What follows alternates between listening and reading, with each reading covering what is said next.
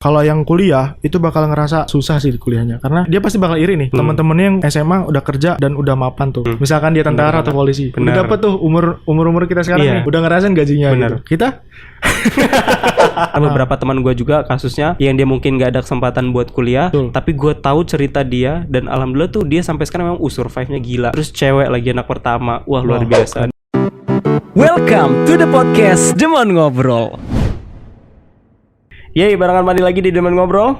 Galang di Demon Ngobrol. Wih, mantap gila. Akhirnya ya, Pak ya, setelah sekian juta tahun yang lalu ya, Bapak ini repot banget sih ya. Spesial sih sebenarnya. Jadwalnya udah terjadwal memang. Nggak bisa sembarangan gitu. Tapi by the way kita mau ucapin dulu ya minal aizin wal faizin, mohon maaf lahir dan batin ya buat teman-teman semua. Kita juga ya maafan dulu dong. Maafan dulu kita ya. Kita kan nggak tahu ya kan. Iya, kita kan nggak tahu dosanya apa, kesalahannya apa, gibahin nggak. Gimana nih kabarnya nih? Alhamdulillah baik, luar biasa. Alhamdulillah sehat ya cuy ya. Yoi. Gue mau ucapin selamat dulu nih. Kemarin kan habis wisuda ya. Udah lama sekali. Masya Allah. Ya yang penting udah kan sekitar 3 bulan lalu ya kan. Iya, yang penting kan berhasil wisuda. Iya benar, melewati fase salah satu hidup sih. Iya, soalnya itu benar salah satu fase hidup adalah melewati kuliah. Tapi yang mau kuliah sih ya, kalau kuliah sih gitu. Gue belum masalahnya. Nah itu nanti.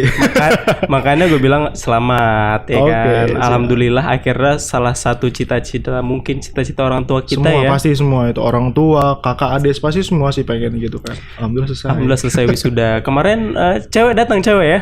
Aduh nggak punya lagi. Itu masalahnya sih. Cewek orang banyak. Korban ghosting. Tapi kemarin tuh zaman lu kuliah ini udah masuk pandemi gak sih? Sudah. Itu posisi lagi skripsian sih, lagi nyusun kan tugas akhir kan. Pokoknya kan memang kalau kuliah kemarin kan D3 kan, D3 juga kan ada PKL. Benar. Nah PKL itu sekitar 3 kan jatuhnya 2 bulan. 2 bulan PKL, jebret minggu ketiga sudah harus selesai. Harus selesai. Terus lu ngakalnya kayak gimana cuy? Ya udah selesai, gabut aja di rumah.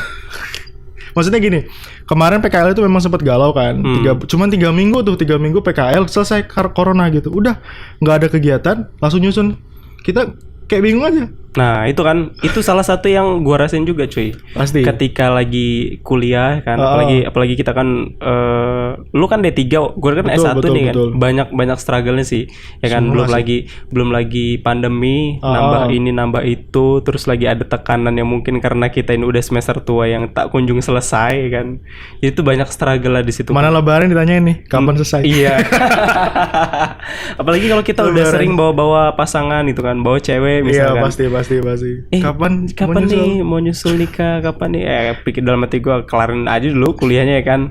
Karena di masa pandemi itu menurut gue banyak nih orang-orang yang lagi struggle perkuliahannya. Benar banget. Ya kan? Semua sih, hampir semua. Karena masalahnya itu mereka tuh di semester akhir pasti ada aja cobaannya.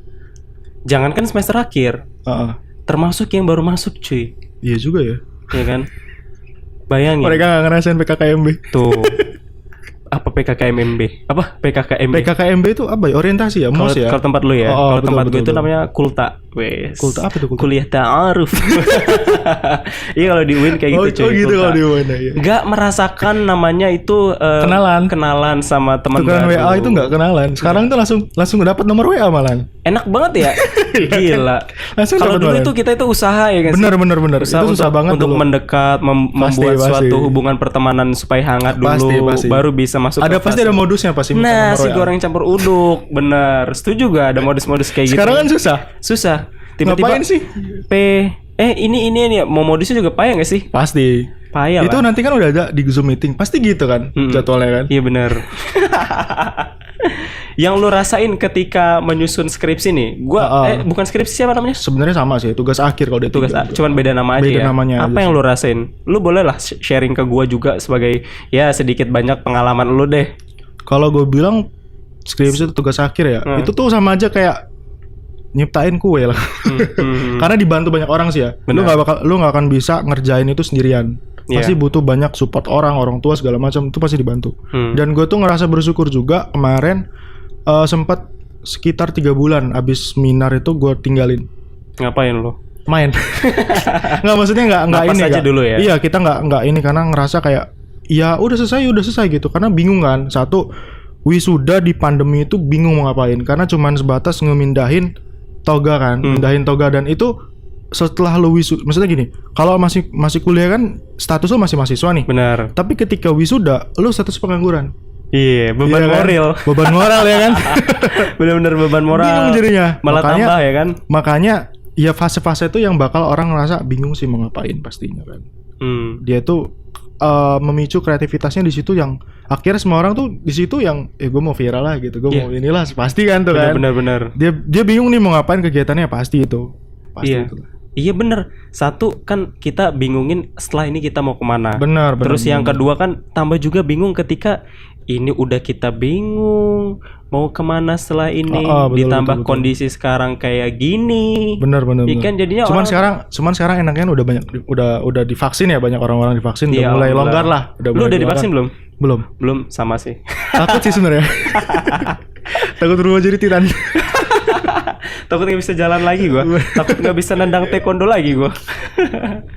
Tapi ya itulah ketakutan kita sih ya. Iya benar. Mungkin menurut gue kayak pemerintah itu kan mungkin aja ya kan, betul. Enggak sembarangan kan ngasih vaksin itu kan, karena kan udah banyak berbagai riset gitu kan. Tapi kita kan sebagai manusia itu kan tipikal manusia itu kan berbeda ya. Benar. Satu orang dengan yang lain itu kan tipikalnya berbeda. Berbeda pikiran, juga berbeda pola hidup, berbeda mungkin imunitas tubuh. Betul. Dan itu yang kita nggak bisa tahu apa efeknya ketika kita dikasih vaksin. Sama aja kayak gini sih.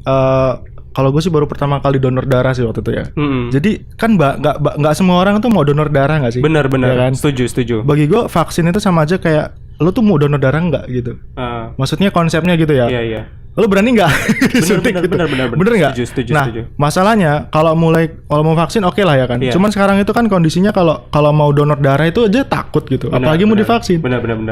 Iya benar. Bener kan? Iya.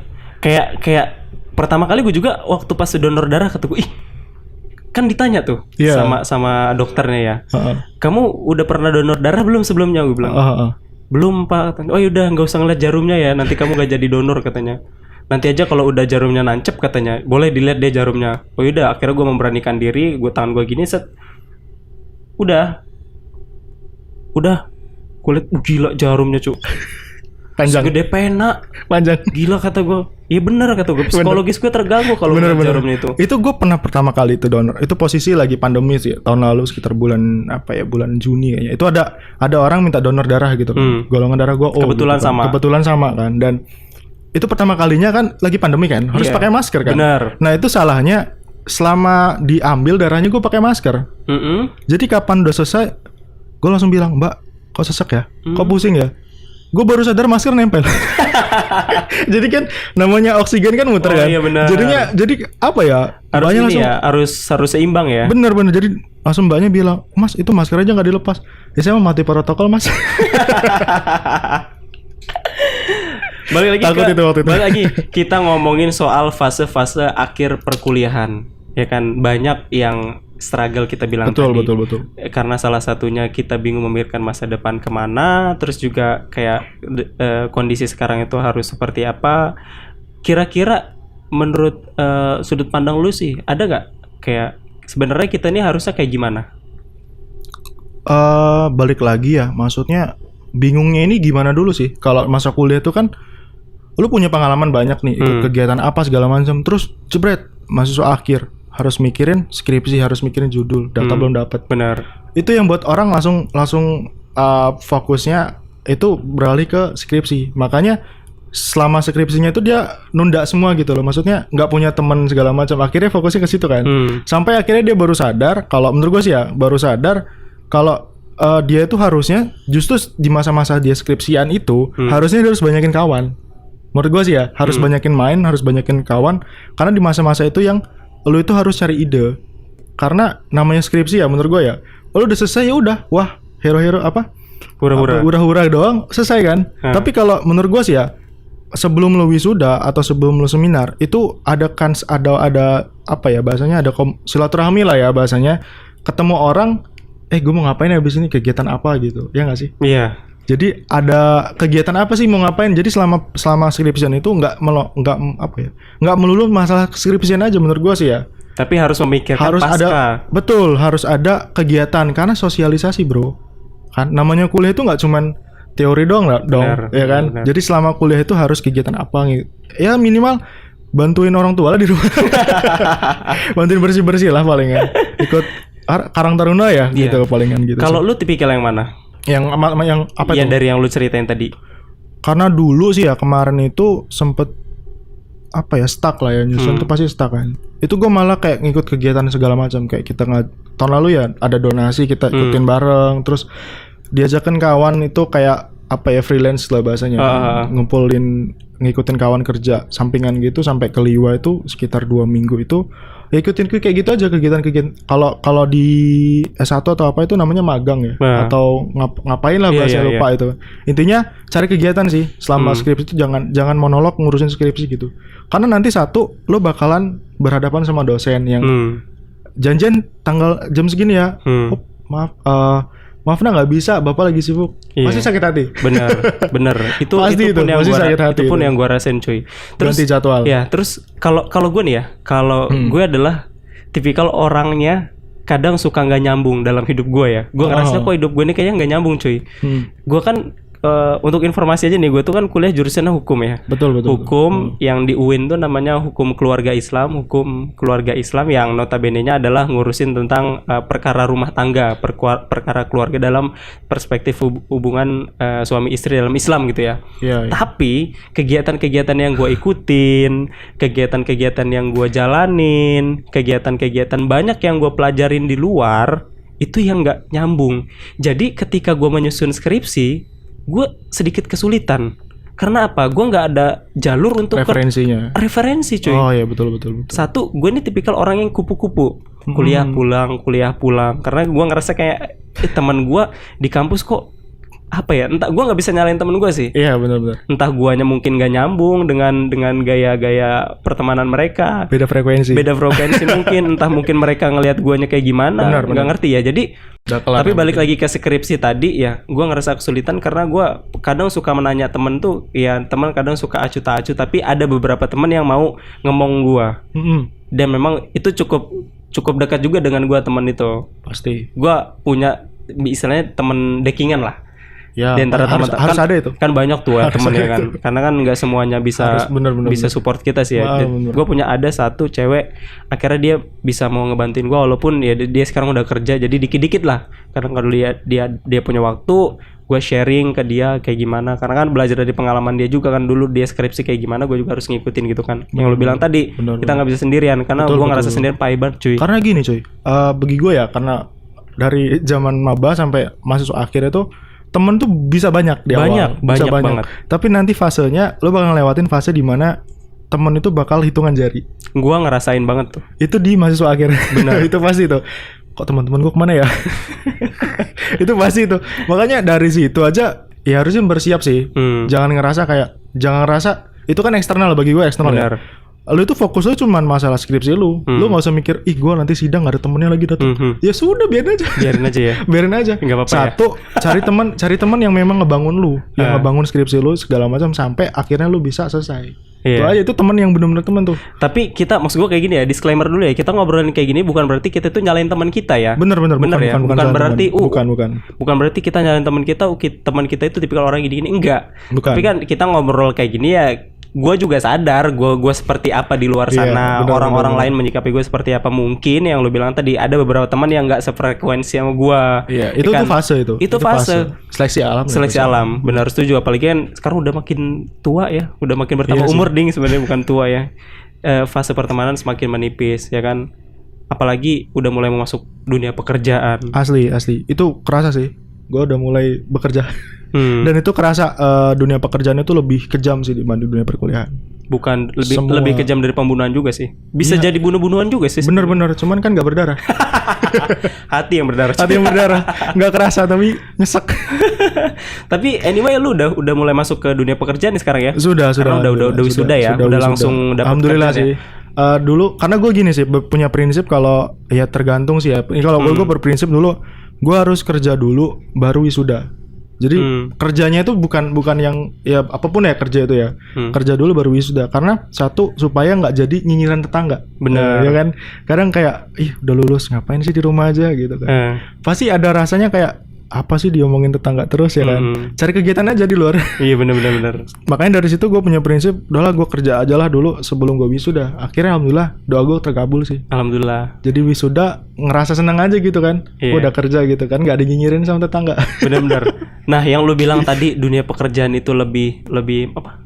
Lebih kejam. Lebih kejam. Lu udah sejauh ini lu udah merasakan hal itu belum? Adalah dikit lah. Diceritain lah supaya gue tahu nih.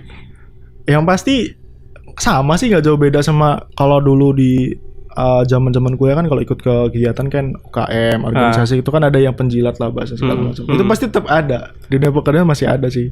Itu tuh tetap ada sih. Dunia pekerjaan. Tapi kalau gue sih ya kalem aja sih, nanggepin itu biasa aja sih. Karena kita kerja itu kan prioritasnya kan satu salary, kedua kita cari pengalaman, bukan dengerin omongan orang. Ya nggak sih? Iya benar juga, ada benernya. Tapi ketika ada misalkan kita posisinya sebagai orang baru gitu ya, di dunia pekerjaan, ada yang merasa superior gitu kan. Benar. Gue udah senior nih di sini, harusnya lu tuh kayak gini dan mungkin dia merasa tersaingi dengan orang baru, kehadiran kita misalkan sebagai orang baru ya kan. Gue jadi tempat curhat malah. Nah, teman-teman gue yang udah kerja ya ceritanya kayak gitu sih, gak jauh beda. Kayak gue itu kan masih baru, terus teman gue itu maksudnya seniornya itu kan, gue tuh udah lama di sini gitu kan. Dan itu yang buat mereka jadi kayak kerjanya tertunda, maksudnya terganggu kan, hal-hal yang kayak gitu kan, yang buatnya akhirnya hal yang kayak gitu semacam dia itu bakalan keluar nggak dari pekerjaan itu, nggak bertahan itu. Nah, kalau yang bertahan itu bagi gue yang dia salut sih, karena dia harus belajar dari pengalaman, belajarnya nggak beda dari yang nggak ada di perkuliahan lah, ya nggak sih? Karena yang kayak gitu-gitu kan didapat berdasarkan psikologi dia, bagaimana dia itu nerima kritik dan saran, bagaimana dia nerima tekanan pekerjaan yang sifatnya itu bukan kayak kalau dulu kuliah kan nilai kecil doang gitu kan, selesai gitu. Tapi kalau sekarang kan lu itu harus belajar supaya diterima kritik sarannya atau menerima gitu kan. Ya nggak sih? Iya benar. Iya karena benar. Kaitannya menurut gua kayak yang tadi tuh ya. Ketika ada senior misalkan yang dia merasa tersaingi dengan orang baru ini, karena kan kalau di dunia pekerjaan ini tadi ya ada persaingan pekerjaan ya kan. Kalau misalkan dia mungkin aja kalau dia baik, kalau dia misalkan nggak senang, dan ada niat buat membunuh karakternya dan matiin supaya dia nggak bisa kerja di situ untuk melanggengkan dia bisa bekerja di situ. Kayak gimana itu ya kan? Dan itu nggak sekali dua kali, ada beberapa teman juga yang sering cerita kayak gitu juga sama gue. Karena ya itu tadi ya, gue kadang suka ngerasa kalau gue tipikalnya orangnya tuh nggak bisa disuruh-suruh sama orang sih. Kalau gue tipikalnya, jadi gue tuh senang meng-create sendiri. Jadi pantas konten kreator. Enggak juga sih sebenarnya. Jadi meng-create sendiri, mengolah sendiri, berusaha untuk mengembangkan sendiri, kayak gitu. Tapi sayangnya adalah nggak sesuai dengan disiplin ilmu gua. Jadi itu yang menurut gua kayak gua harus nyari lebih keras lagi nih, kayak gitu kan. Yang tadi lu bilang tuh, lu bilang ketika ada temen lu yang berbeda dengan fase di kampus kan, mungkin aja dia jurusannya apa, terjunnya kemana. Kayak gimana menurut lu? Gue sendiri bisa dibilang sama sih ya, karena gue juga nih jurusan sama kerjaan sekarang tuh hampir beda lah. Nah, gue beda tuh. Iya kan? Kalau gue ceritanya beda nih. Karena gue mikir nih, kalau kita kuliah dengan jurusan kita dan kerja dengan jurusan kita itu satu, persaingan kita tuh yang makin banyak. Kita nggak bisa survive, kita nggak bisa cari pekerjaan yang kita tuh bakalan ketemu sama hal-hal orang baru. Nah itu yang bagi gue tuh lo harus coba hal-hal yang kayak gitu. Kalau cuman apa ya bahasanya, kalau bekerja sesuai dengan bidang pekerjaan oke, bagus. Cuman kan kadang ada orang yang nggak bisa. Satu, lowongan pekerjaan sedikit, apalagi di pandemi nih. Ya kan. Kedua, sesuai nggak sama kemauan hati. Kan kadang orang bekerja itu nggak sesuai hati sih. Itu yang susahnya. Benar. Jujur ya, menurut gue sih kalau namanya baru lulus kuliah, ini jujur nih ceritanya, gue juga dari sudut pandang orang lain sih. Namanya dikasih tahu nih gue, Mas, namanya orang kuliah itu lulus kuliah itu miskin dulu. Susah dulu, nggak mungkin langsung dapet pekerjaan yang bagus, gaji yang cukup, gaji yang besar gitu. Karena kalau yang kayak gitu tuh satu, orang dalam pasti itu kan. Kedua, itu tentang rezeki sih gue bilang. Ada juga yang dia harus nunggu 2 tahun, 3 tahun baru dapat pekerjaan yang sesuai jurusan, apa sesuai dengan gaji dia, dengan kemampuan dia gitu kan. Ada juga yang harus nunda dulu. Nah, gue lagi di fase nunda dulu sih. Harus sabar dulu yang pastikan. Kalau gue bilang ya kan, begini. Gue cerita tentang perbedaan kuliah sama yang nggak kuliah sih. Yeah. Ini mungkin bisa untuk semua orang gitu kan. Karena ini gue juga dapat dari sudut pandang lain. Kalau yang kuliah itu bakal ngerasa susah sih kuliahnya, karena teman-temannya dia pasti bakal iri nih. Teman-temannya yang SMA udah kerja dan udah mapan tuh, ya nggak sih? Misalkan dia tentara atau polisi, udah dapat tuh umur kita sekarang nih, udah ngerasain gajinya. Gitu. Kita masih susah kan? Kita tanda tanya besar. Makanya gue bilang sabar aja dulu. Nanti kalau fasenya ketika lu udah 2 tahun 3 tahun udah lulus kuliah, itu bakal kerasa tuh jalan tuh nyala nyantai. Jadi kayak grafik itu naik dia. Kayak COVID kan grafiknya naik. Iya benar-benar. Satir. Turun tapi. Iya benar-benar. Iya benar. Setuju banget. Dan pada akhirnya ya yang bisa survive akhirnya bisa terus naik grafiknya. Betul. Tapi yang jadi permasalahan cuy. Kadang orang yang banyak yang nggak kuat tuh survive. Betul. Pada akhirnya mereka bakalan satu banting setir, banting mereka tuh bidang pekerjaannya apa, yang benar-benar beras total pasti itu bakal ngalamin. Dan itu banyak sih yang kayak misalkan keluarga kita, om kita itu pasti kan ada yang kayak gitu kan, dia banting pindah pekerjaan, tiba-tiba dia misalkan dia itu pegawai swasta di perusahaan A gitu kan, gajinya cukup cat gitu kan, karena pandemi banting setir, akhirnya jualan yang seadanya gitu, ya nggak sih? Iya benar. Pasti kerasa. Banyak sih. Karena dia nggak bisa survive. Dia nggak mulai kayak misalkan dalam 1 tahun ini. Kalau gue sih ya, dalam 1 tahun ini gue mau ngelakuin hal apa nih? 1 tahun ini. Dari situ kan kayak grafik. Akhirnya kan muncul tuh grafik, kita bakal tahu. Oh, kalau kita ingat-ingat dulu 2 tahun 3 tahun lalu kita tuh masih gini amat gitu kan. Tapi sekarang kita ngerasain nih perubahan itu. Bener. Itu karena kita sudah memuai targetnya dalam setahun itu kita mau ngapain. Itu bagi gue harus dipunya sih. Supaya lu tuh hidup bisa survive. Kita nggak tahu nih pandemi berapa lama lagi selesai gitu, ya nggak sih? Iya bener. Karena yang namanya hidup tuh harus survive. Bener. Karena ya hidup tuh survive menurut gua. Ya nggak sih? Bener lah. Kayak kita dari rahim aja ya, cerita dari ya menurut kesehatan kan, ketika kita sebelum lahir kan kita harus berjuang dulu dengan jutaan sel lainnya kan, survive ya, kita kan. Bener-bener gua ngalahin saudara gua di rahim ibu ya kan, dengan galang-galang yang lainnya. Iya. Kita masukkan ke sel embrio kalau nggak salah ya. Benar. Ke sel telurnya wanita, akhirnya kita bisa menang, survive dengan kita yang lainnya, kage bunshin no jutsu kita ya kan. Akhirnya kita lahir ke dunia, survive juga. Begitu melahirkan, kita berjuang untuk keluar dari rahim ibu juga berjuang untuk melahirkan kita. Betul. Jadi hidup ini tidak bisa lepas dari yang namanya survive.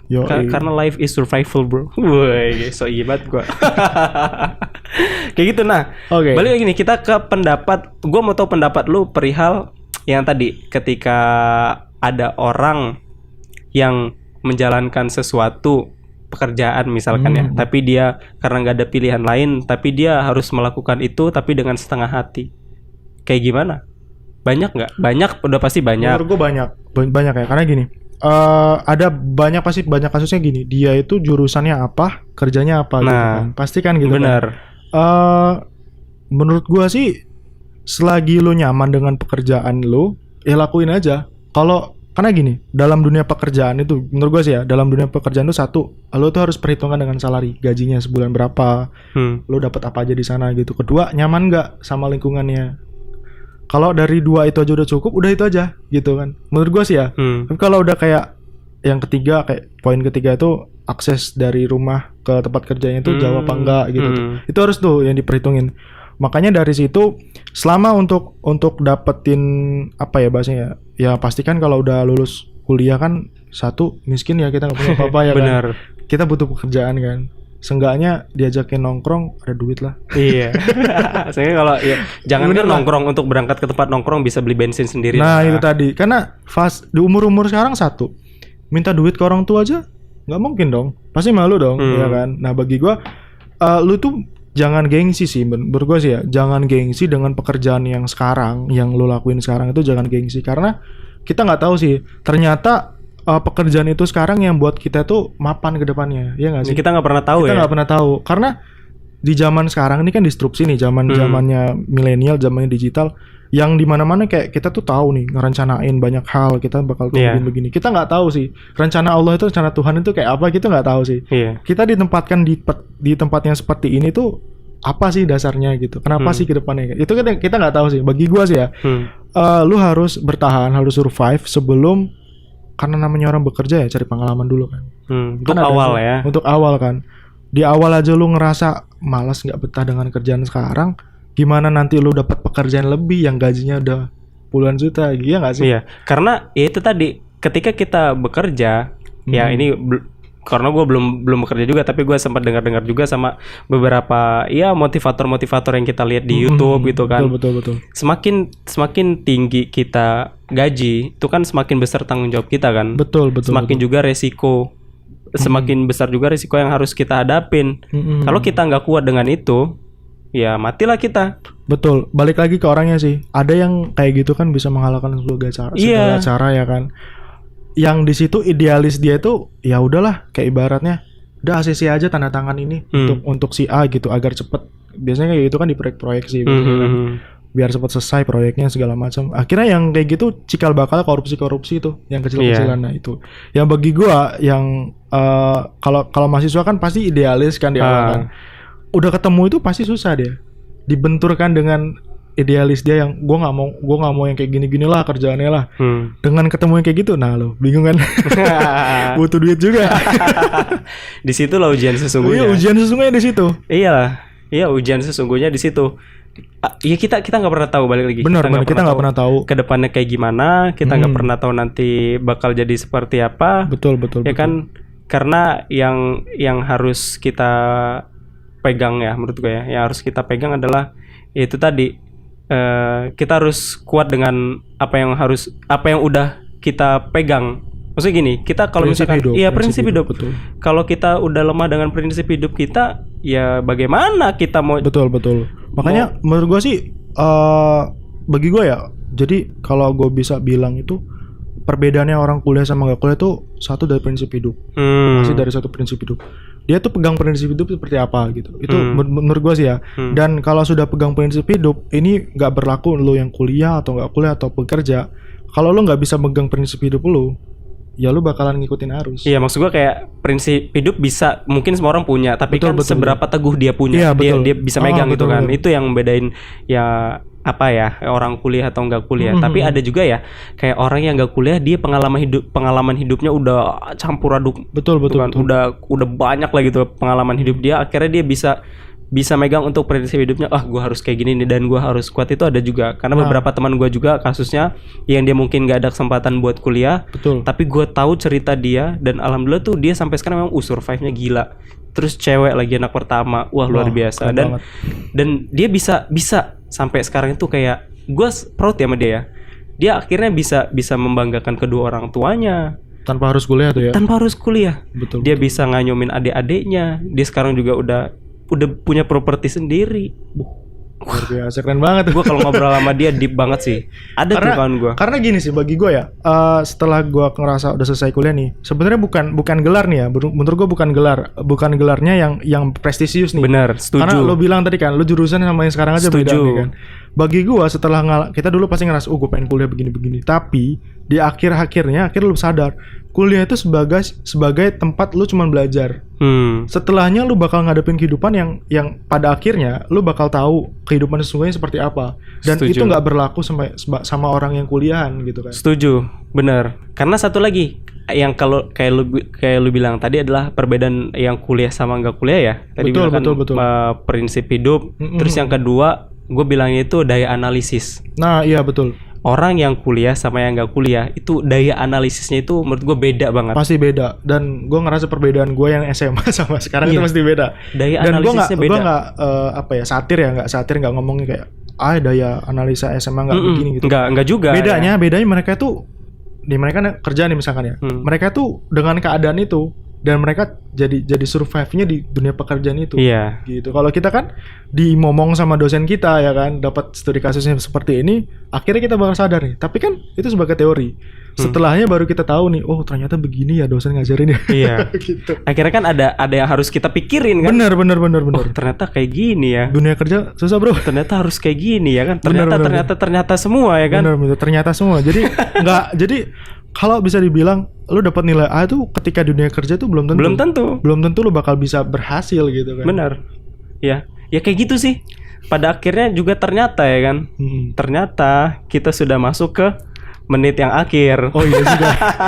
Aduh, malah seru ya padahal. Seru padahal kalau kita ngobrolin soal struggle kayak gini ya kita ngobrolin. Kita apalagi ngobrolin satu pandemi, ya kan. Semua pekerjaan juga susah gitu. Terus juga yang masih kuliah juga mau ngapain ya kan.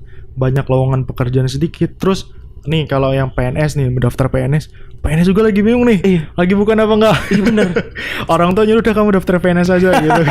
Soalnya ada beberapa menurut gua kayak daya pikir kolot ya. Benar. Yang mengharuskan definisi sukses itu harus jadi ini, harus jadi itu. Maksudnya kayak harus jadi PNS gitu-gitu ya. Itu masih ada sih. Masih ada sekarang, enggak akan bisa berubah. Dan enggak akan bisa berubah ya. Bener.